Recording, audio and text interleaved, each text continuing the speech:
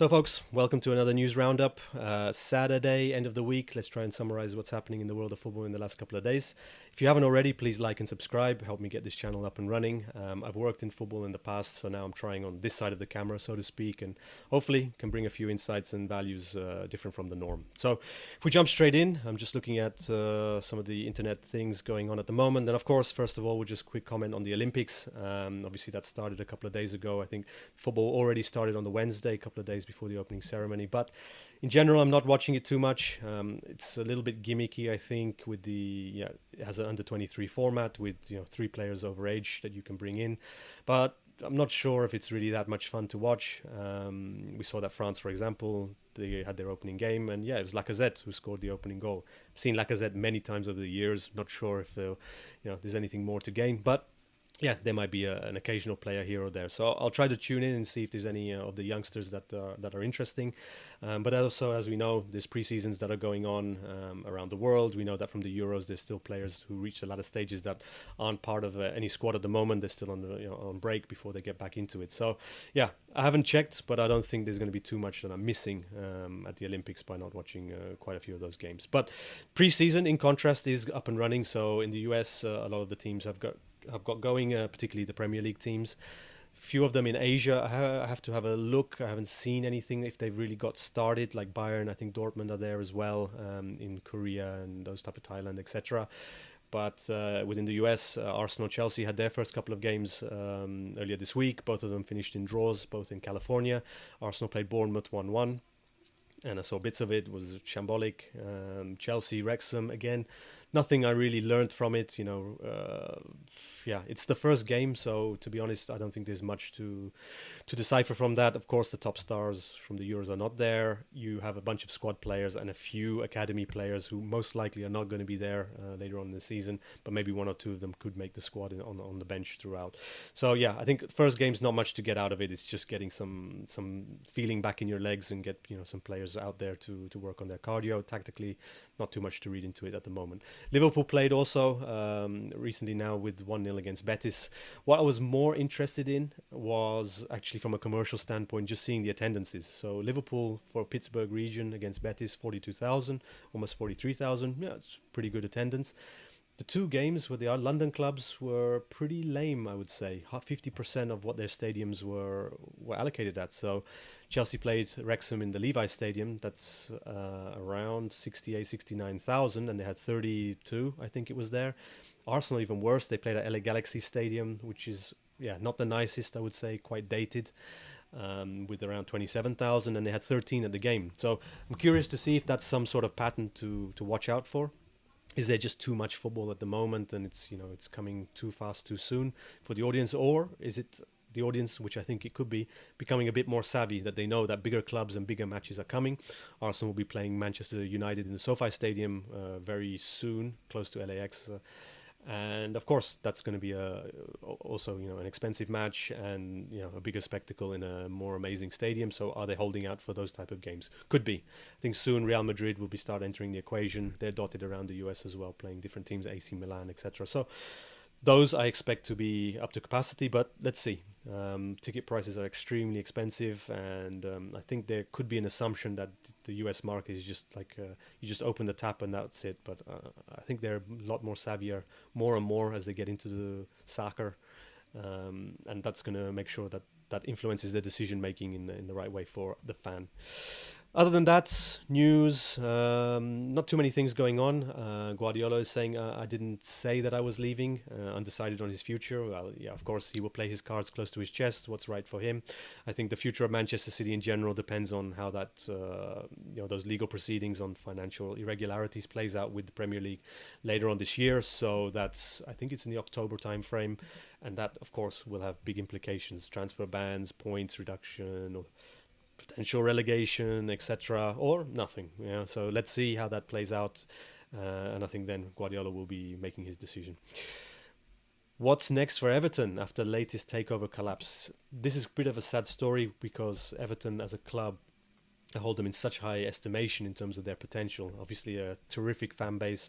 That whole region, whether it's Liverpool, whether it's Manchester as well, down the roads, is, yeah, of course, in the spotlight with the successes of those teams in recent years and historically. Sorry, fan base, like I said, Everton's is absolutely crazy. I think their history in general is it's really unique. I think they're one of the only clubs never to be relegated, even if it's been a close call in the last year. So it's for me it was an obvious investment. A team like Newcastle also was an obvious investment. For me, Everton is one as well.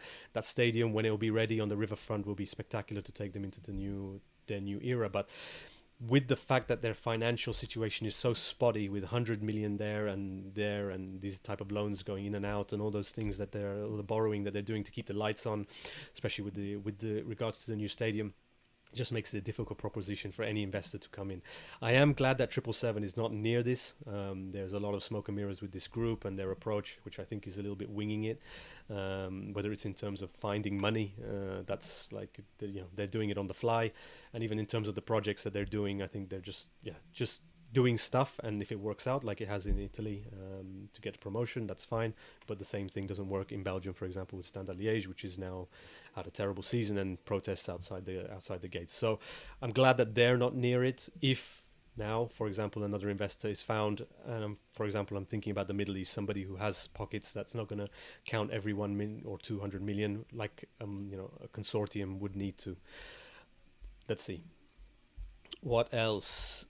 I think news-wise, that's about it, to be honest. Guardiola, Everton, and that's it. So let's have a quick look at the transfers that are going on at the moment. So Tottenham lead Liverpool and Arsenal in the race to sign Juventus and Italy winger Federico Chiesa. Yeah, that's. I think that'd be a good signing for Tottenham. I think more for Tottenham than for Liverpool and Arsenal. I think his injury record over the last couple of years has not been very good. And when you're trying to manage multiple competitions, I guess you want as much as possible players that you can rely on throughout the season. So yeah, for Tottenham, I think it could be good from a talent perspective if you can get him up and running, and that could work. I have an affinity to the Chiesa name. I like obviously watching his father Enrico and Crespo, for example, on Football Italia Saturday mornings, watching them do some cool things for Parma. So yeah, would be good to see him in the Premiership. Newcastle are confident England winger Anthony Gordon will remain at St James's despite interest from Liverpool. Yeah, hope so as well, because it's always good to try and keep building a project. I think Eddie Howe has a lot to do there, or what I mean by that is in terms of the potential you can take that project. They got their first taste in the Champions League, I think, this season, or the season that just passed. They'll obviously want more of that. There's obviously changes in the management, executive level, ownership with Newcastle as well. So that could lead to, them looking to be more aggressive, more investment in the club from the Saudi owners, the PIF, etc. So yeah, I hope he does stay, and Eddie Howe is allowed to continue what he's doing. England's job is in the background. Like I said on another video, I don't really see him for it at this stage of his career, but I could see a Graham Potter. I could see, for example, a Gerrard or a Lampard coming in these type of positions. That would be classic England to do something like that. And I saw also that they put a posting out for the position, obviously, on their website. Obviously, it's not for me or you. It's really for somebody in that world. But I think if it's what it's meant to do, which probably it isn't, but if it's really to show an openness in terms of the candidates, then I think that's a nice move, because you will always assume that they have their own shortlist, Potter or Howe, or maybe a Gerrard or a Lampard or whatever, and that might just already stop some other maybe even alternative profiles that could be a good fit from even getting involved in any type of conversation. So I think this then shows a bit more of an openness to engage with different types of candidates that maybe are not on their list. What else? Man United are discussing the possibility of swapping Wan-Bissaka with Inter Milan's fullback Dumfries. Wan-Bissaka is not at a Champions League level caliber at the moment, due to his attacking style or attacking play or lack of it, capability in that respect. Defensively, obviously, he's highly regarded. You see James Maddison saying, this is one of the best in one-on-one. I think statistics also, rates him quite highly from a defensive perspective on the way he times his tackles in that sort of situation. But attacking-wise, yeah, there's still a lot to work on. And knowing that Inter Milan, Simone Inzaghi, I think, typically has a 3-5-2 that he uses in a flexible way. And if he's going to go in on the right side, I don't think he offers enough attacking-wise for Simone Inzaghi's 3-5-2. It's funny. It's almost like saying Man United saying that he's not good enough for us, but he's good enough for you. But I don't think that's the case. Dumfries, interesting character. I mean, big boy. I think really good fit in the Premier League. I think he had a very good Euros as well. So I see it from Man United's perspective, but I don't see it from Inter Milan's perspective. This is a bit of a horrible one. So Barcelona have reached an agreement in principle to sign Bilbao's winger Nico Williams on a 5-year deal with an option of an additional year. Yeah, these type of things always happen. Obviously, Barcelona being one of those type of dream clubs, even if they're not in good shape at the moment. I don't think they're going to be in good shape for a while. And I think it's also going to be a true test of how good Hansi Flick is as a coach coming in. Obviously, he had that monumental year with Bayern Munich, but a lot of the pieces were in great shape with Bayern Munich across the team, the different players they had in every position. And yeah, of course, he did well to manage that whole situation. It was COVID period as well. Steered them really well. Didn't work out, obviously, with Germany so well, which is strange when you have a lot of the same sort of players or same influences that are coming into that dressing room. So now we're going to get a feeling of just how good Hansi Flick really is at Bayern, at Barcelona, but under really difficult testing circumstances due to their financial problems, which I don't really have sympathy. I mean, some of the signings they made under that previous regime with Dembele and these type of guys for 90, 100 million or whatever, it's just simply crazy. So yeah, difficult circumstances. It's a shame that Nico Williams is going there. At least that means he'll be locked in for at least a couple of years. And the reason I talk about him there is when I was watching the Euros, normally in the past you can pick a few of the attacking players, 4, 5, 6, that you'd say these would be interesting to come either to the Premier League or to a particular club in general. And this time round I was really stuck. So I was going Nico Williams, Yamal, who obviously is not going to come, and Xavi Simon, Netherlands. And then you're like, who else would be someone suitable from an attacking creative perspective that you would bring into the Premier League, for example? So yeah, shame. Let's see how that plays out for Barcelona, but yeah, I think it's going to be tricky. Arsenal holding out for a fee of at least 50 million for their forward Nketiah, who's attracted interest from Marseille. 50 million, okay. I mean, Nketiah, he is a striker, and he's a good striker.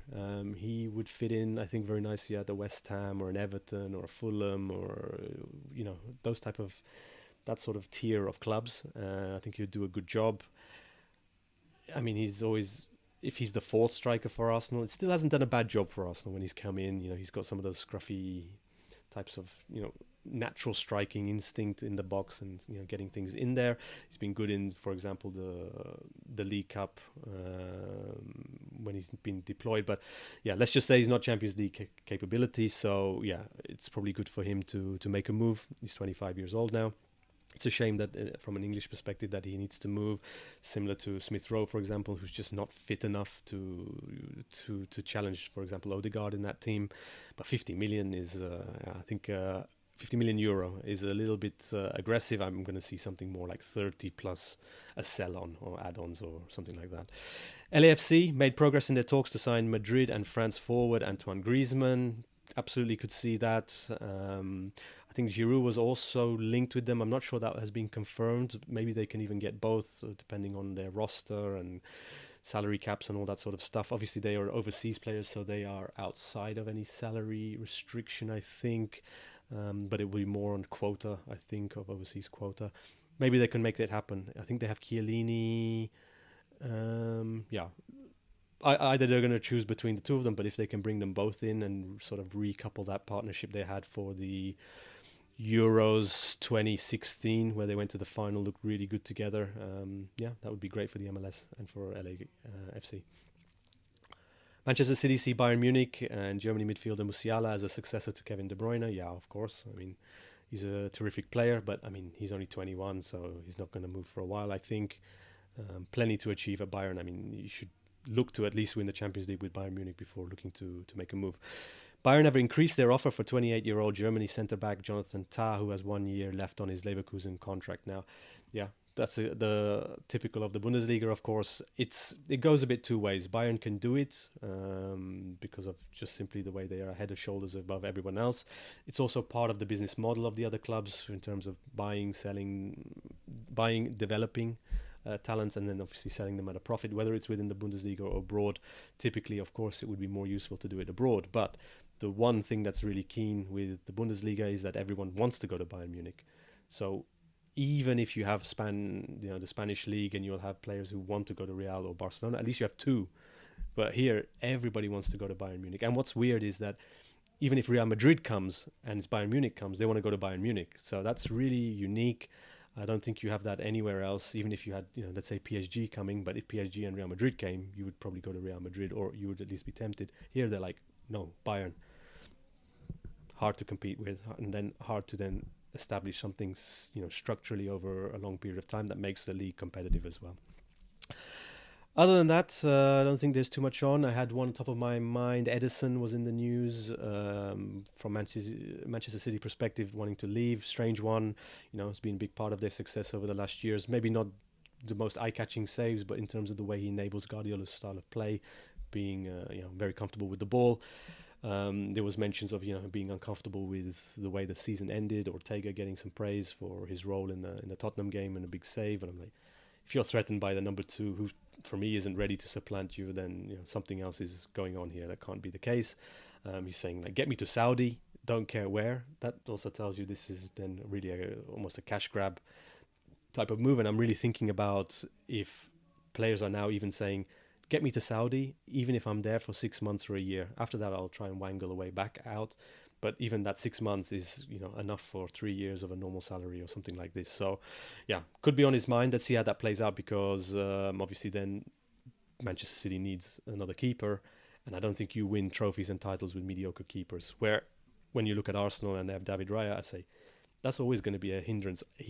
I don't get this keeper at all. I don't get the love for him. I don't even think he's that good with the ball. I don't really see any attributes.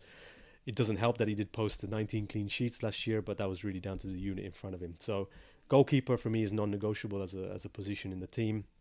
And if that happens, then obviously Man City will be a little bit fragile while they're looking or betting in someone new.